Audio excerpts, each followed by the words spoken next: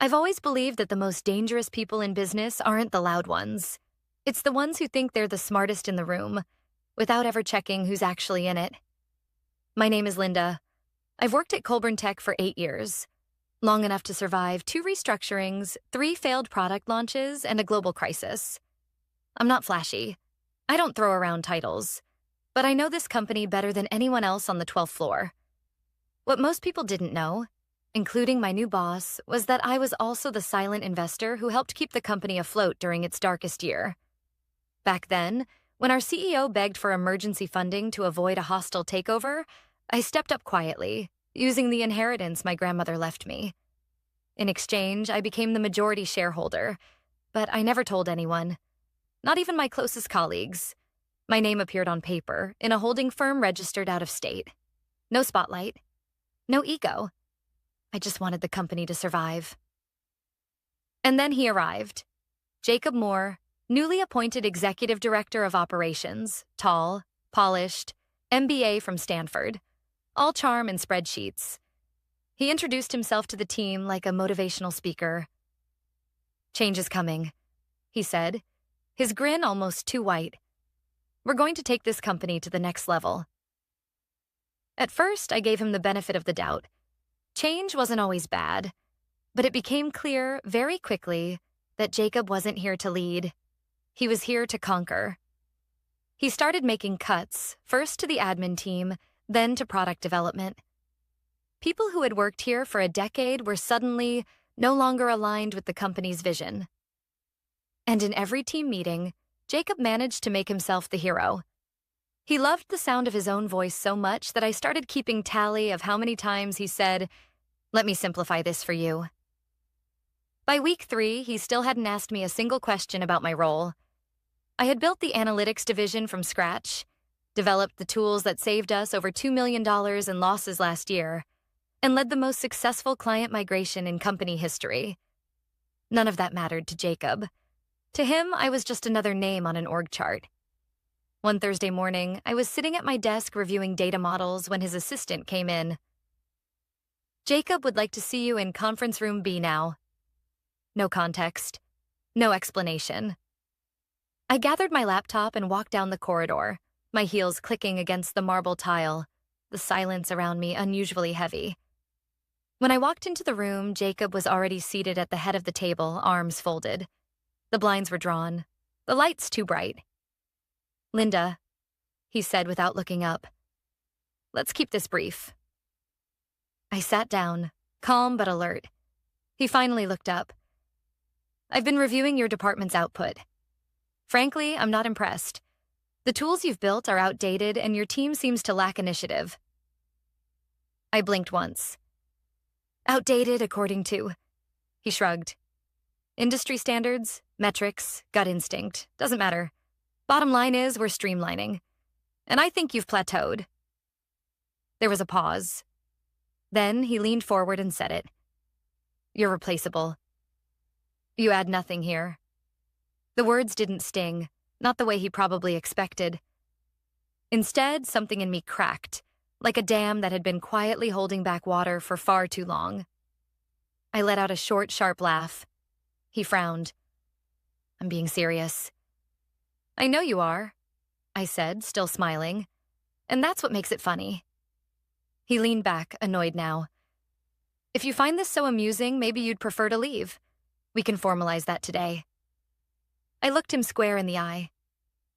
"Then fire me." His expression faltered, just for a second. "Excuse me?" I leaned forward this time.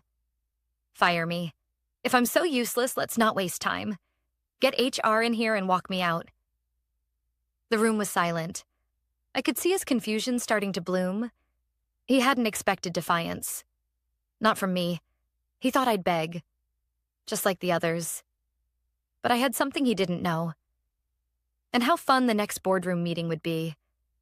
Because he had no idea who actually held the power in this company. No idea whose signature was needed to approve his next promotion. Or his quiet removal. That day, as I walked out of the conference room with a polite nod, I wasn't furious. I was ready. Ready for the curtain to lift and ready to finally show Jacob Moore exactly who he had just tried to erase. By the time Friday rolled around, word had started to spread. Not publicly, of course, but in offices like this, whispers move faster than emails. People noticed the way I left the conference room. Calm, composed, not a trace of worry on my face. That's the thing about silence. It unnerves the loudest people the most. Jacob spent the morning in back-to-back meetings, walking through the halls like a man measuring his new kingdom. He didn't make eye contact. Not with me, not with anyone outside his hand-picked circle of junior executives. But I knew what he was doing, paving the way for something bigger. He had plans, ambitions, and in his mind I was a loose end. Someone to be tied off before the board's quarterly strategy session. Too bad he hadn't done his homework. That morning, I got a call from Michelle, Colburn's head of legal and someone I'd trusted for years. "Linda," she said, "I reviewed the latest board prep file. Jacob submitted a proposed restructure plan. Your name's not in it." I raised an eyebrow. "He's trying to erase a whole division? Or just edge you out entirely?" But here's the part he really screwed up. He listed the majority shareholder approval as pending. I smiled. Of course he did. He doesn't know it's you, does he? Number and I have no plans to tell him. There was a pause on the other end of the line. "Linda, you could stop this today." "I don't want to stop it," I replied. "I want him to walk right into it." Because the truth is, men like Jacob don't learn through words. They learn through consequences. And his was coming. I spent the afternoon preparing my notes for the board meeting, scheduled for Monday morning. I reviewed our financials, operational risks, and department performance. Then I pulled up my ownership documents, quietly reminding myself of the leverage I carried in a leather folder no one had seen. When I closed my laptop that evening, I felt the tension settle in my chest like a loaded spring. Monday would be interesting. But not for the reasons Jacob thought. Monday arrived with the kind of sharp winter sunlight that made everything feel a little too clear. I dressed intentionally. Not flashy. Just precise. Tailored navy blazer, clean white blouse, hair tied back, the look of someone you don't overlook twice. The boardroom was already half full when I arrived. Michelle caught my eye and gave a small nod. I took my seat near the far end of the table, my usual spot. Jacob walked in 10 minutes later, confidence radiating off him like heat.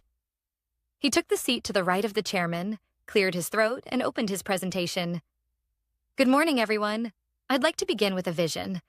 A leaner, more aggressive Colburn Tech. One that thrives by cutting through outdated practices and redefining leadership." His eyes scanned the room as he clicked through slides. Charts, buzzwords, projections, all tailored to impress. Then came the final section. "In order to accelerate innovation, I propose a structural change to the analytics division. We'll transition Linda Geller's role to an external advisory position, with her duties redistributed to more agile junior staff." He said it without even glancing in my direction. A few board members shifted in their seats. Michelle stared at him, stone-faced. Then the chairman spoke. "Before we proceed, we need shareholder approval for any structural changes at that level." Jacob nodded.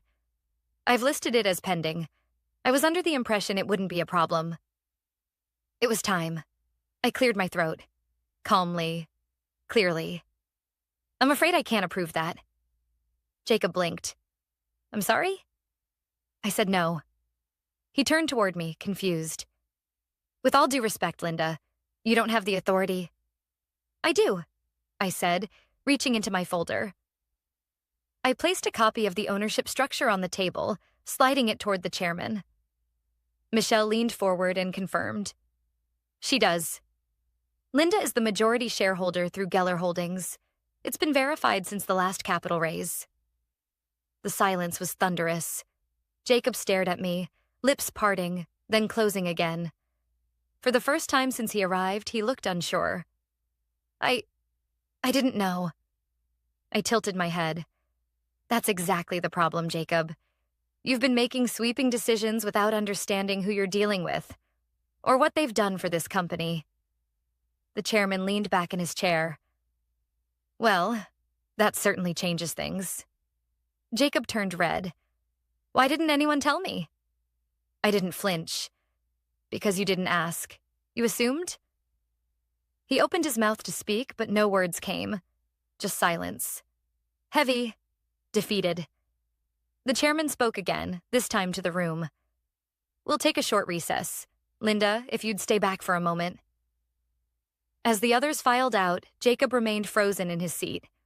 I didn't look at him. I didn't need to. His silence said enough. Because that morning, Jacob Moore finally realized the boardroom wasn't his kingdom. It was mine. And I was just getting started. After the boardroom cleared out, the silence felt different. Not the kind that comes from uncertainty, but the kind that follows a shift in gravity. The kind people notice but don't yet understand. I remained seated while the chairman reviewed the documents I'd handed him. His brows rose only slightly, but that was enough. So, this explains why you were so composed, he said quietly. I gave a small nod. I've spent a long time choosing when to speak. He folded his hands, thoughtful. You didn't have to stay quiet, Linda. You could have pulled rank at any time. I didn't want rank, I said. I wanted results. I wanted to see who showed up with integrity, and who tried to bulldoze their way through the people who built this place. He nodded slowly, then leaned back. I'll be honest, that was one hell of a power move. I wasn't aiming for drama, I replied. Just clarity. Outside the room, I could already hear murmurs returning. Footsteps, shifting chairs. The others would be back soon. But Jacob hadn't moved. He was still seated at the table, staring at the screen in front of him like it might offer a lifeline. He hadn't said a word since I'd revealed the truth, and I hadn't looked at him once. When I stood, I gathered my folder, slid my pen into my notebook, and walked past his chair without pause. But just as I reached the door, I heard it. Why didn't you just tell me? His voice was quiet, flat, almost like a child who had just realized the game was real. I turned slightly, not enough to face him. Because the people who matter know, and the ones who don't, eventually show you why they don't. Then I left. The rest of the day moved like molasses. Emails piled up. Meetings were postponed. No one knew what to say, so most didn't say anything at all. But the atmosphere had changed. People passed me in the hallway with subtle nods, unsure if they were supposed to acknowledge what had happened. Some were curious, some looked relieved, and others looked worried. I wasn't surprised. Jacob didn't show up to the afternoon executive huddle. His assistant claimed he was handling urgent matters. I didn't need a memo to know what that meant. He was scrambling, trying to figure out how he'd missed something so critical, trying to dig himself out before the ground gave way completely. But the cracks were already showing. That evening, as I was preparing to leave, I received an anonymous message through our internal employee portal. Thank you. You don't know me, but I've watched him steamroll half my team these past few weeks. It means a lot to see someone finally stop him. There was no name, no department listed, just a quiet note of gratitude from someone who'd clearly been holding their breath for too long. It was the first of many. By Tuesday, 5 more messages came through. Then 12. Some were short, others long, detailed, filled with timelines of sudden dismissals, strange evaluations, veiled threats. I compiled everything into a private file, not for revenge, for proof. Because I knew Jacob. Men like him don't fold after one bad hand. They find a new deck, a new angle, and if he couldn't oust me directly, he'd try to undermine me indirectly, through whispers, metrics, division. Sure enough, it started with a memo, titled, Reevaluation of Departmental Efficiency. It came from Jacob's office late Wednesday, flagged for immediate review. It requested access to team performance data across the analytics and finance divisions.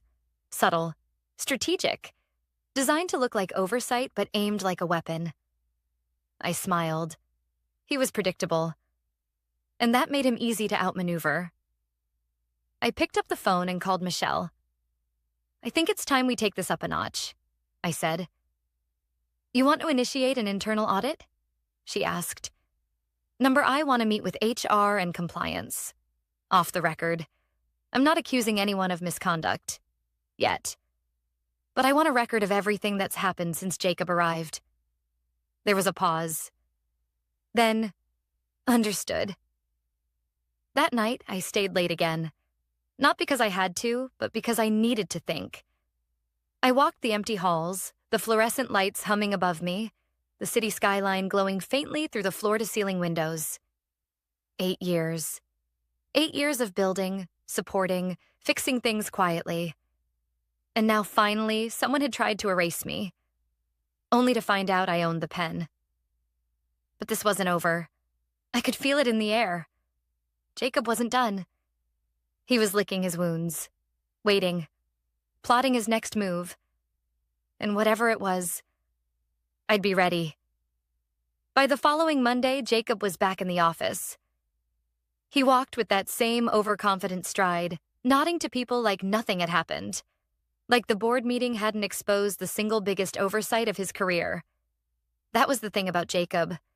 His ego was both his armor and his blindfold. And now it was beginning to crack. But instead of challenging me directly, he shifted tactics. That week, I noticed small, subtle changes. First, it was the data permissions. My team suddenly lost access to 2 of the core reporting dashboards we'd used for years.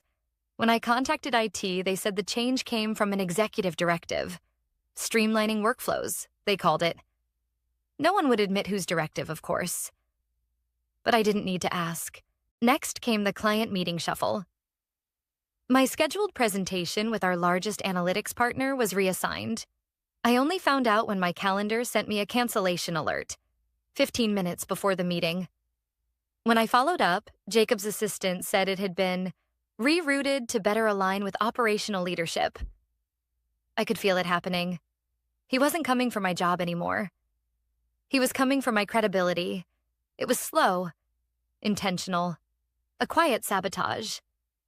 He wanted the perception of my influence to erode, inch by inch. Not by confrontation, but by control. He was betting I'd get tired, that I'd get paranoid, lash out, or simply give up. But I'd seen this tactic before. Years ago, fresh out of business school, I'd worked under a manager who had done the exact same thing to a woman on our leadership team. Whisper campaigns, strategic exclusion, private criticisms masked as concerns. She eventually left, exhausted, isolated.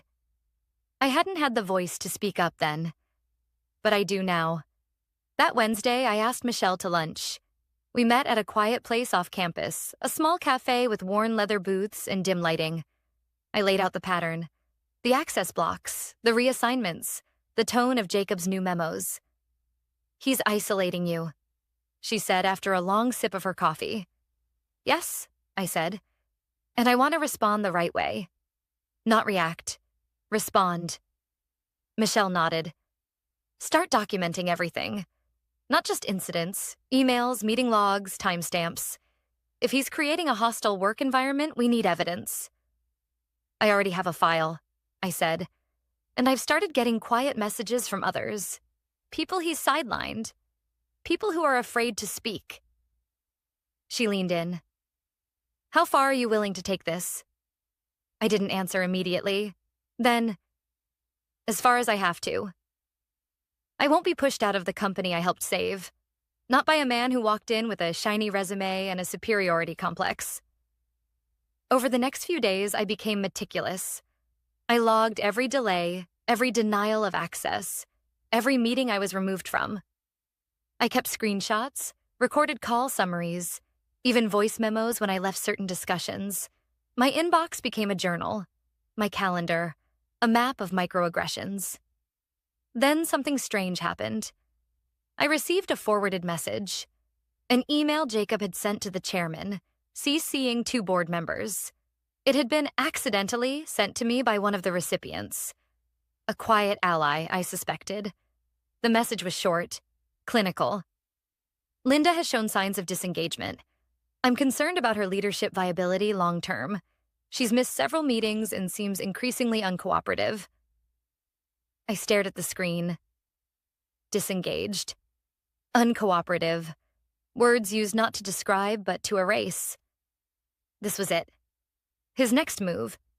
He wasn't just sabotaging workflow. He was creating a narrative. One where I was the problem. One where he could push for my removal not with malice, but with plausible deniability. I took a deep breath and flagged the email. This time, I wouldn't stay quiet. The next morning, I called for a closed-door meeting with the chairman and Michelle. I presented my file. Calmly, cleanly, without emotion. Just facts, dates, patterns, evidence. When I finished, the room was silent. Then Michelle spoke. This is coordinated, calculated, and it's not just you. It's company resources being manipulated to undermine a senior executive. The chairman folded his hands. You've handled this with impressive restraint, Linda. I met his eyes. I didn't come to burn bridges, but I won't let someone slowly torch my reputation just to protect their own ego. He nodded. Leave it with us. There's a board ethics committee meeting next week. Jacob will be invited to present his leadership case. Will I be allowed to attend? You won't just attend, he said. You'll speak. As I left the room, I felt something I hadn't in weeks. Certainty. Jacob had underestimated me once. That had been his first mistake. Now he was trying to rewrite the story. And next week, I'd make sure the board knew the truth. In my own words. Because I wasn't just a shareholder or a department head. I was the warning he never heard coming. The board ethics meeting was scheduled for Tuesday at 9 a.m. I arrived 10 minutes early. Not because I was nervous, but because I wanted them to see I wasn't hiding. The executive conference room was unusually still. No chatter, no light jokes, just silence, broken only by the quiet clicking of laptops and the occasional sip of coffee. Michelle met me outside the glass door. Are you ready for this? She asked. I nodded once. I've been ready since the day he tried to erase me. Inside, the board members were already seated. The chairman, the CFO, 2 senior advisors, and the company's external HR counsel. At the head of the table sat an empty chair. For Jacob. He arrived at exactly 8:59. Still polished, still smug. But this time, his smile didn't quite reach his eyes. Good morning, he said, voice smooth. Appreciate everyone being here. The chairman nodded. Jacob, you've been invited to respond to several internal concerns raised about your leadership conduct over the last 6 weeks. You'll have time to present your perspective. Then we'll hear from Linda. Jacob gave me a tight glance, as if this were just another performance to get through. He opened his folder, cleared his throat, and began. I believe what we're dealing with is a simple matter of operational misalignment. I was brought in to optimize performance. Unfortunately, some individuals have taken strategic decisions personally, particularly those involving role realignment and departmental efficiency. He spoke like a textbook. Cold. Rehearsed. Linda Geller has been an asset to this company. But over the past month, her behavior has changed. She's withdrawn from key projects, resisted collaborative input, and, frankly, created an atmosphere of tension that's been reported by several colleagues. He paused to let the words settle. A subtle smear, dressed in professionalism. He continued. While I regret that our relationship has become strained, I believe this is less about misconduct and more about a clash of working styles. I'd like to move past it. Focus on solutions. When he finished, the room was still. He leaned back slightly, pleased with his delivery. Then it was my turn. I didn't stand. I didn't raise my voice. I simply opened my own folder. I'd like to clarify a few things, I said, looking at each board member one by one. The decisions Jacob refers to weren't strategic. They were targeted. I've documented 6 separate instances where I was intentionally removed from meetings, stripped of data access, and reassigned from client communications without cause. I handed printed copies of the timeline to everyone at the table. Michelle nodded as I continued. These weren't performance-based decisions. They were deliberate moves to push me out, to isolate me. After I revealed I was the majority shareholder, the tone changed. Subtly at first. Then systematically. I paused. And I'm not the only one. I reached into my briefcase and pulled out a second folder. Inside were the anonymous reports I had received from employees across multiple departments, each one recounting similar tactics: gaslighting, exclusion, demeaning evaluations with no basis in fact. The same pattern appears in every story. Abrupt restructuring, no transparency, no support, just quiet pressure to leave. The chairman glanced through the reports, his face tight. Additionally, I said, I received a copy of an email Jacob sent to the board stating I had disengaged from my duties. That email was based on meetings I had been removed from without my knowledge. He created the absence, then used it as evidence. I let the silence do the rest. Jacob's composure faltered. These are one-sided accounts, he said quickly. You can't take anonymous complaints as fact. Michelle spoke up then, calm, firm. Actually, we've corroborated several of the events Linda documented. IET confirmed the access removals came directly from your office. HR has flagged similar concerns raised internally, ones that were never followed up. The chairman folded his hands. Jacob, he said, your role here was to lead with integrity. Instead, you created an environment of manipulation and fear. You misused your authority, and now the board has to decide what that means for your future here. Jacob looked at me, his voice rising for the first time. This is a setup. You all let her trap me. No, I interrupted, calm as ever. You trapped yourself. You underestimated the one person who wouldn't stay quiet. There was a pause. Then the chairman stood. Jacob, you are suspended effective immediately pending further review. Security will escort you out after this meeting. We'll be issuing a formal statement to the executive team by end of day. Jacob stood, stunned. His face, once smug, had collapsed into something I'd never seen from him before. Disbelief. I built this, he started. No, I said softly. You nearly destroyed it. He turned and left the room without another word. As the door clicked shut behind him, the room exhaled. The chairman looked at me. You didn't just protect yourself, Linda. You protected this company. I nodded but didn't smile, because I knew this wasn't the end. It was the beginning. 2 weeks after Jacob was escorted out of the building, the atmosphere at Colburn Tech had changed. Not with fanfare or celebration. There were no emails praising justice, no office-wide announcements. But the silence itself felt different now. No longer heavy with suspicion, but open. Light. People made eye contact again. Laughter returned to break rooms. Meetings started to feel like actual collaboration, not battles of posturing and control. Still, Jacob's shadow lingered. Rumors flew that he'd tried to negotiate a quiet exit with a severance package, but the board declined.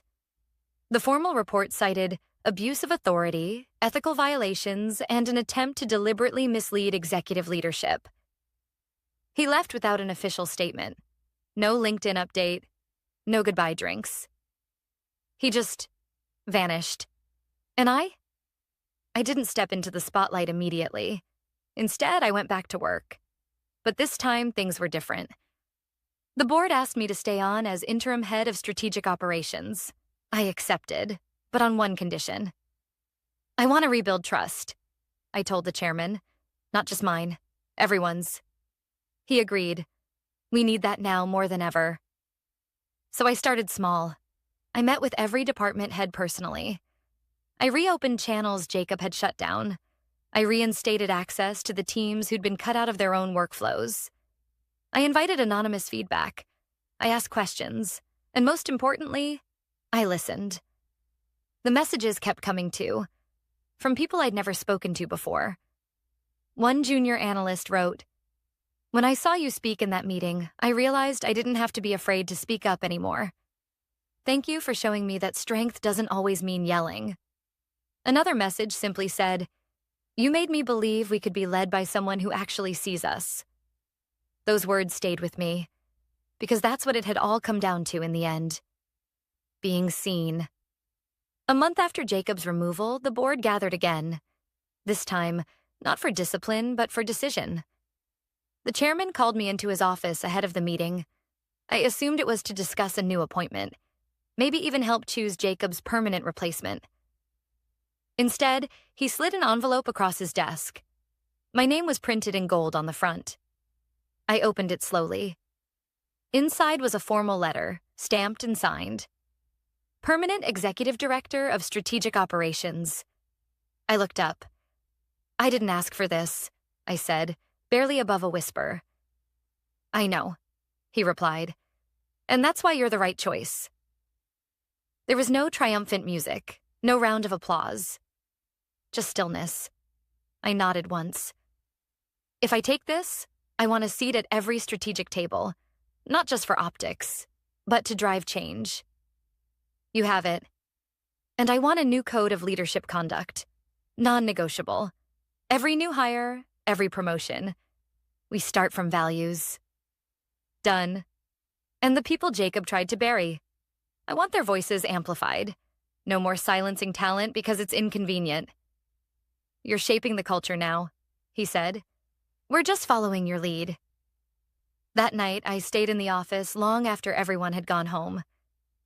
I stood by the window, looking out at the city, its lights flickering like stars trying to stay lit in fog. I thought about my first day here, 8 years ago. I'd sat quietly at my desk, terrified to speak too loudly, afraid to make mistakes. I'd watched others rise by noise and proximity, while I kept my head down, working, waiting. I used to wonder if anyone ever noticed. Now I know they did. Eventually. The next morning, I removed Jacob's old nameplate from the glass wall of his former office. I didn't replace it with mine. Instead, I had a new one made. Integrity is not optional. 3 words, but everyone understood what they meant. Because leadership isn't about control. It's about clarity, respect, responsibility. And the people you lead will never forget how you made them feel. I know now that power doesn't always look like shouting in meetings or pounding fists on tables. Sometimes it looks like a woman quietly sitting through an ambush, then walking out stronger. Sometimes it's knowing when to speak, and sometimes it's knowing when to let silence speak for you. I didn't win because I had the title. I won because I never lost sight of who I was, even when others tried to rewrite the story. And that's a kind of power no one can take from you.